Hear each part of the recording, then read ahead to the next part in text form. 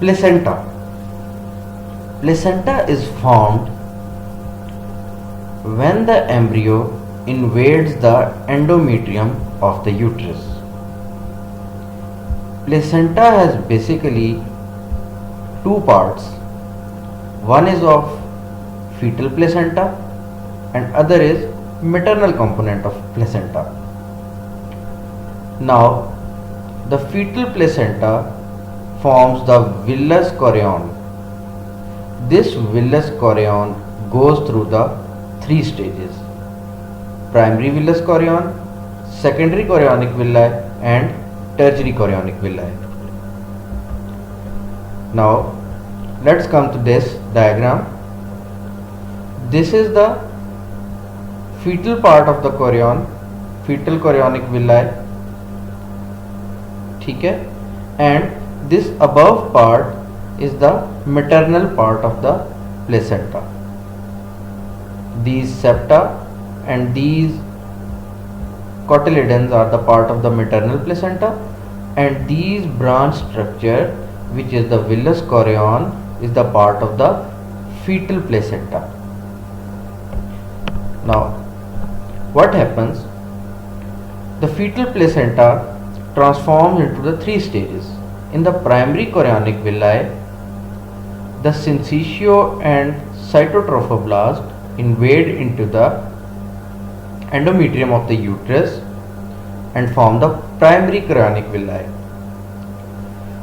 When the extraembryonic mesoderm also becomes to invade this primary chorionic villi, this is known as secondary chorionic villi.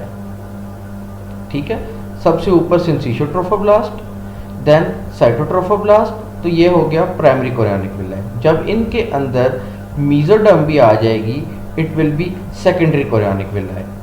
And when blood vessels and cells of the blood are formed within this mesoderm, this will be tertiary chorionic villi.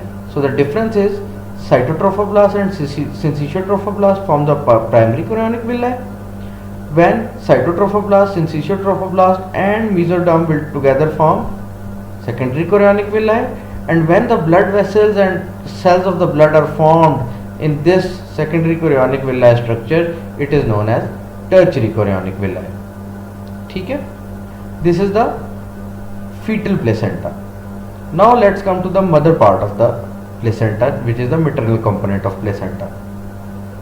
Now it has basically three layers which are the part of the endometrium. These are the decidua bassalis, decidua parietalis and decidua capsularis. This bassalis and parietalis are shed after birth. Okay, now let's see what are these. Decidua bassalis is this portion which is directly interacting with the fetal part of the placenta. It has cotyledons. These are the cotyledons which are separated by the septa. 8 to 10 cotyledons are present. So this is the part of the endometrium, this decidua bassalis. The other part of the endometrium, which is not directly in contact with the villus chorion, is the decidua parietalis. This region, this whole region is the decidua parietalis.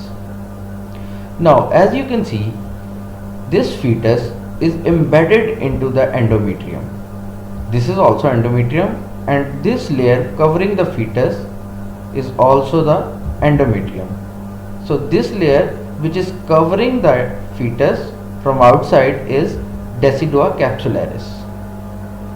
Basically आप ये इस तरह से याद रख सकते हैं कि फीटस इस लेयर के अंदर घुस गया. जब ये अंदर घुस गया है तो फीटस के ऊपर भी एक लेयर बन गई है एंडोमेट्रियम की, और अंदर भी एक लेयर बन गई है एंडोमेट्रियम की, और वो लेयर भी एक है जो जिसके साथ फीटस इन कांटेक्ट नहीं है. तो जो वो लेयर जो कि फीटस यानी कि ब्लास्टोसिस्ट और अंदर के मायोमेट्रियम के दरमियान है, दैट इज डेसिडुआ बेसालिस. मायोमेट्रियम यहाँ पर मौजूद है और फीटस यहाँ पे मौजूद है, इनके दरमियान जो लेयर है दैट इज डेसिडुआ बेसिलिस, जो कि फीटस को बाहर से कर रही है, एंडोमेट्रियम की लेयर जो कवर कर रही है that is decidua capsularis, and वो लेयर जो कि फीटस के साथ इन कांटेक्ट नहीं है सामने वाली वॉल की है दैट इज डेसिडुआ पेराइटालिस। अब जैसे जैसे फीटस बड़ा होता जाएगा this decidua capsularis will come towards this decidua पेराइटालिस।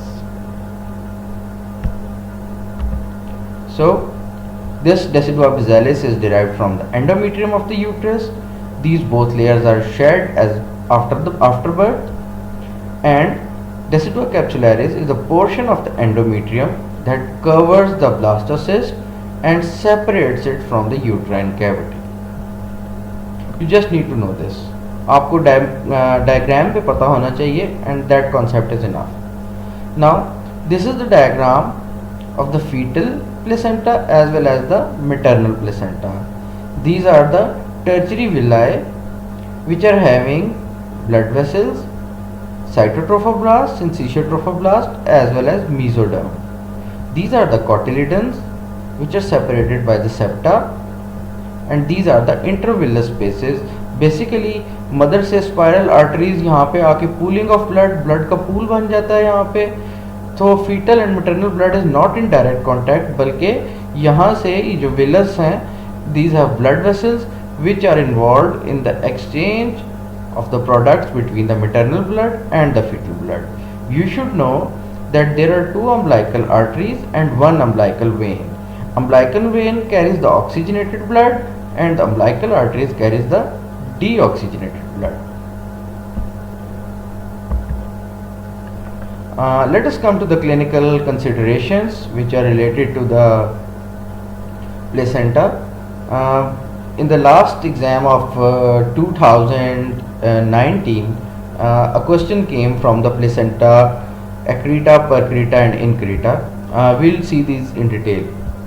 Now, filamentous placenta. अब filamentous placenta क्या है? Umbilical blood vessels abnormally travel through the amniochorionic membrane. What happens is, basically हो तो ये रहा है कि यहाँ से अम्बिलिकल वेसल्स प्लेसेंटा से निकल रही हैं and they are going towards the foetus, but in the case of filamentous cord insertion placenta से तो वेसल्स निकल रही हैं बट वो इस सैक के अराउंड पहले ट्रेवल करती हैं and these are exposed vessels and then enter into the umbilical cord. So there is a chance of disruption of these vessels and the leakage of blood which can lead to the death of the fetus. Therefore, it is necessary to know what is filamentous cord insertion. Instead of directly passing of the blood vessels from the placenta to the cord, they take an other route of the as they pass through the chorioamniotic membrane, where they are exposed and there is a chance of damage to these vessels.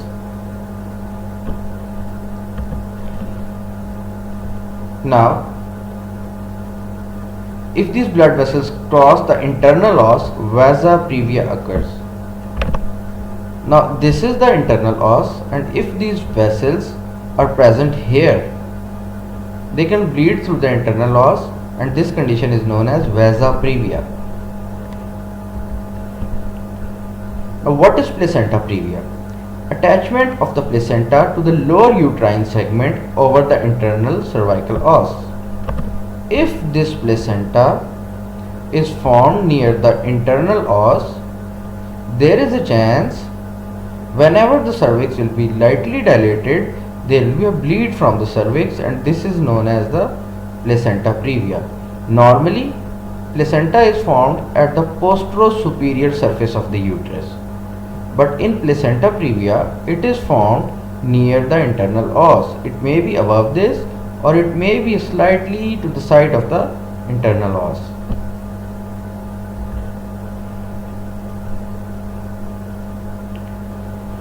Now what is placenta accreta, increta and percreta? In placenta accreta, placenta attaches to the myometrium without penetrating it, and it is the most common type. Now it came in the exam. There was a line in the recent exam that if a placenta is attached to the myometrium without penetrating it, what condition is it? And these options, accreta, percreta and increta, were given. And most of the candidates were confused in it. So placenta accreta is a condition when placenta is attached to the myometrium. Normally placenta endometrium से attach होता है, but in placenta accreta the placenta grows inward and is attached to the myometrium, muscular part of the uterus, without penetrating it, and it is the most common type. In placenta accreta, this placenta penetrates into the myometrium, वो muscle layer के अंदर चला जाता है, जबकि accreta में वो सिर्फ मसल लेयर से अटैच होता है. इनक्रेटा मतलब अंदर जा रहा है, वो उसके पेनिट्रेट कर जाएगा मस्कुलर लेयर को. वेयर एज इन प्लेसेंटा परक्रीटा वो मस्कुलर लेयर को तो पेनिट्रेट करता ही है, वो यूट्राइन सिरोजा को भी पेनिट्रेट कर जाता है और वो प्लेसेंटा जाके रेक्टम या ब्लैडर के साथ अटैच हो जाता है. ठीक है. सो एक्रीटा, इनक्रीटा and परक्रीटा. Accreta attached to the myometrium, increta penetrating the myometrium, and percreta is penetrating the serosa of the uterus and attaching to the rectum or bladder. Let's see this diagram. So this is the normal, where it is attaching, placenta is attaching to the endometrium.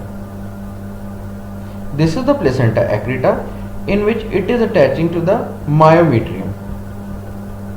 This is the increta, where it is penetrating the myometrium, and it is the percreta, where it is, this is the serosa, external most layer of the uterus, and the placenta is even penetrating the serosa.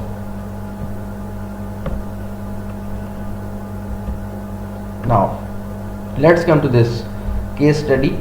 A 37-year-old woman who is in her third trimester comes to your clinic complaining of bleeding that lasted about 1 hour or 2.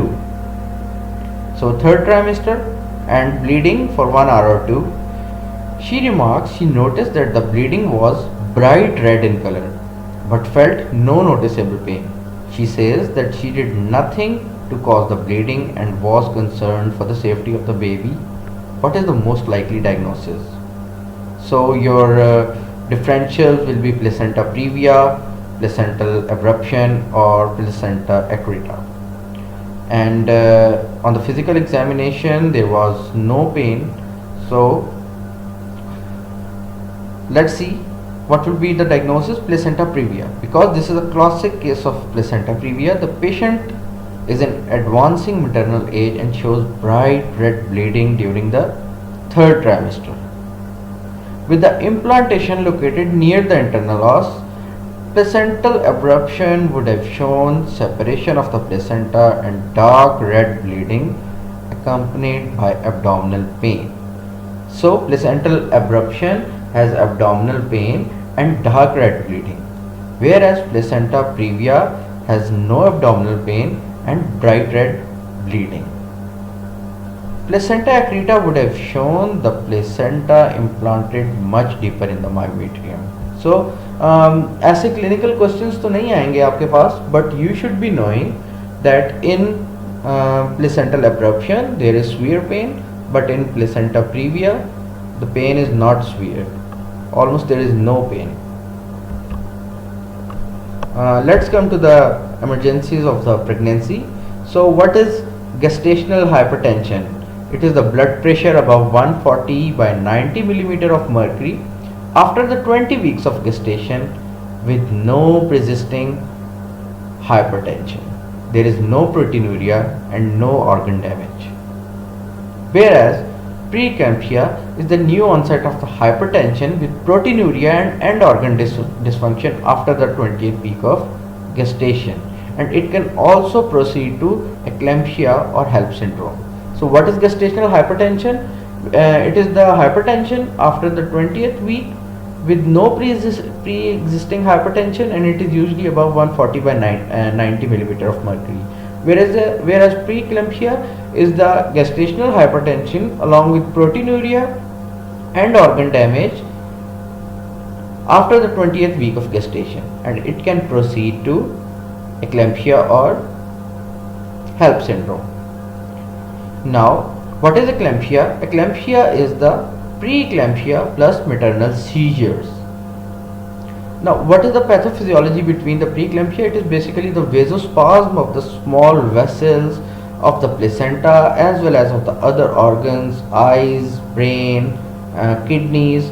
So, this condition leads to end organ damage, proteinuria, and new onset hypertension. And eclampsia is when the maternal seizures are accompanying the preeclampsia. It can lead to the maternal death, intracranial hemorrhage, or pulmonary dysfunction. Now, HELLP syndrome, as its name suggests, H for hemolysis, EL for elevated liver enzyme, and LP for low platelets.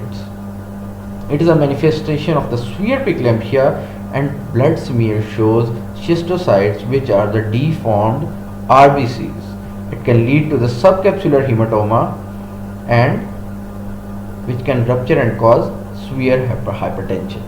Now, you should just know what is preeclampsia, what is eclampsia, what is HELLP syndrome, and what is gestational hypertension. No need to go into the details.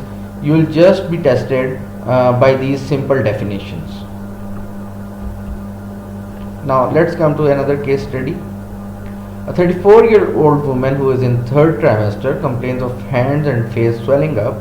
She remarks that she has also felt like her heart was racing a mile a minute. What is the most likely diagnosis? Now, it can be a renal disease, a preeclampsia, and the relative findings were hypertension and edema. There was proteinuria. So, as we said, hypertension, edema, proteinuria, no seizures is preeclampsia. Her advancing age has left her susceptible to this condition. So it means advancing age is more commonly related to the preeclampsia. Molar pregnancy is normally seen in the first trimester, whereas this preeclampsia is most commonly seen in the third trimester. Renal disease is unlikely because there were no findings other than the proteinuria. So you got this point? What is the difference between molar pregnancy, renal disease, and preeclampsia? It is most commonly presenting in the first trimester, whereas this is presenting in the third trimester. There were no other findings of the renal disease, whereas high BP above 140/90, no seizures, edema, these are presentation of preeclampsia.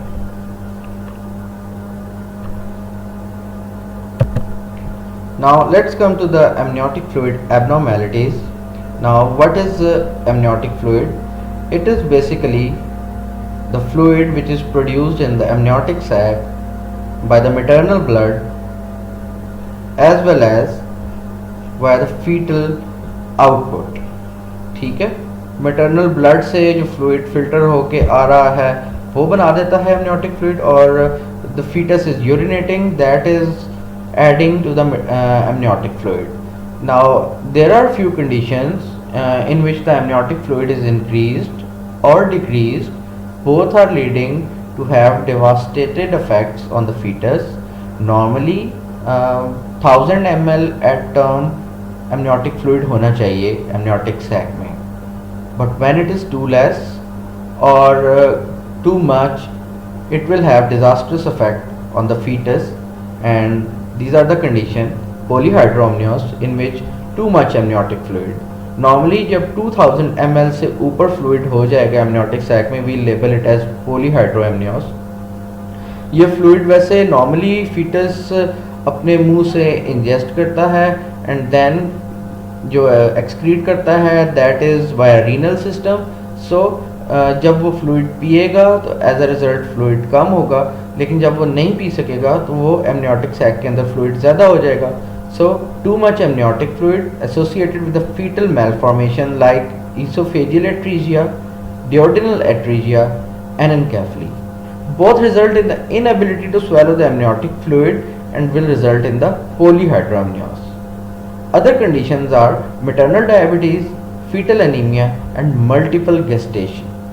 ठीक है, जब बच्चे का oesophagus and duodenal एट्रीजिया बंद हो जाएगा, duodenum and oesophagus नहीं बनेगा, प्रॉपरली कैनलाइज नहीं होगा, as a result he can not drink the fluid. When he can not drink the fluid there will be excessive fluid in the amniotic cavity which will lead to the polyhydramnios. Similarly, by anencephaly, his brain will not be well formed, he will not have the mechanism to drink the fluid. This will result in the polyhydramnios. Similarly, maternal diabetes, fetal anemia, and multiple gestations are the conditions which can lead to the polyhydramnios. In converse to the polyhydramnios, oligohydramnios में क्या हो रहा है, amniotic fluid बहुत ज़्यादा कम हो गया है. Now, कम से मुराद कितना कम? When it is less than 400 ml, it is said to have oligohydramnios, and it means कम होने की वजह यह है कि बच्चा यूरिन नहीं सिक्रीट कर रहा, नहीं एक्सक्रीट कर रहा, इस वजह से कम हो गया. So, too little amniotic fluid associated with the placental insufficiency, bilateral renal agenesis, posterior urethral wall, and resultant inability to excrete urine. So, any profound oligohydramnios can cause Porter sequence. Now, बस इतना पता होना चाहिए कि oligohydramnios can cause Porter sequence, and in which lung hypoplasia is common. We will discuss in detail the Porter sequence in further slides. Now, what is the amniotic band syndrome? When the bands of the amniotic membrane encircle and constrict the fetal parts, causing the limb amputation and craniofacial problems. Now, what happens? Amniotic membrane जाके चिपक जाती है baby की legs के साथ, उसके face के साथ, या उसकी बॉडी में कहीं भी. अब जहाँ भी वो चिपक जाती है, it does not allow that part of the baby to grow, क्योंकि वहाँ पे it is constricting the point. ठीक है, it will lead to the limb deformities and the craniofacial deformities. This is the amniotic band syndrome, most commonly in the oligohydramnios.